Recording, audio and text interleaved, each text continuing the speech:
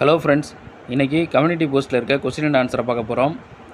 இந்திய கணக்கு தலைமை தணிக்கையாளர் அலுவலகம் அமைக்க வழிவகை செய்யும் இந்திய அரசியலமைப்பு விதி எது? ஆர்டிகிள் 148. இந்திய தொழில் கடன் மற்றும் முதலீட்டுக் கழகம் எந்த ஆண்டு கொண்டு வரப்பட்டது? Answer is 1955. அயல்நாட்டு செலவாணி மேலாண்மை திட்டம் எந்த ஆண்டு கொண்டு வரப்பட்டது? ஃபாரின் எக்ஸ்சேஞ்ச் மேனேஜ்மெண்ட் ஆக்ட் 1999ஆம் ஆண்டு. இந்திய அளவில் சிமெண்ட் உற்பத்தியில் முதலிடம் பெறும் மாநிலம் எது? ஆந்திர பிரதேசம். உலகின் இரண்டாவது பெரிய சிகரம் எது? Godwin Austin. மீன் வளர்ப்பு மற்றும் மீனவர்களுக்கான ஆண்டாக எந்த ஆண்டு அனுசரிக்கப்படுகிறது? 2022. சர்வதேச எழுத்தறிவு ஆண்டாக எந்த ஆண்டு அனுசரிக்கப்படுகிறது? 1990. மக்களவை உறுப்பினர்களின் எண்ணிக்கை 525 இருந்து 545ஆக மாற்றப்பட்ட ஆண்டு இது? 1972ஆம் ஆண்டு. ஞானபானு என்ற பத்திரிகையை நடத்தியவர் யார்? சுப்பிரமணிய சிவா. சிந்துவெளி மக்கள் எந்த விலங்கை அறிந்திருக்கவில்லை? குதிரை.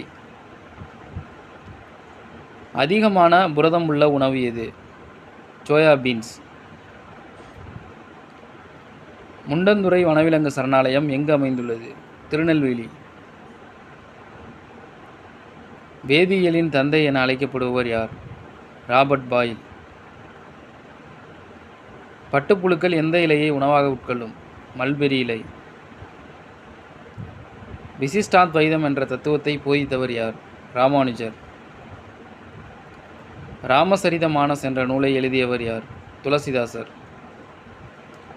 சித்திரபுத்திரன் என்ற புனைப்பெயரில் கட்டுரைகளை எழுதியவர் யார்? பெரியார்.